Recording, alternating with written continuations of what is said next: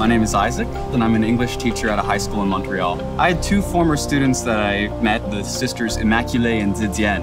I was shocked to learn that they had 1 year of schooling before. They became fully bilingual in English and French. When I go back to school, I want to be an immigration lawyer, and I have all kinds of experiences, so I will understand the immigrants better. These are two people who've been giving back to other people, and I think it was well overdue that someone returned the favor to them. Most part of my life we spent immigrating to different countries, and today we really didn't expect this.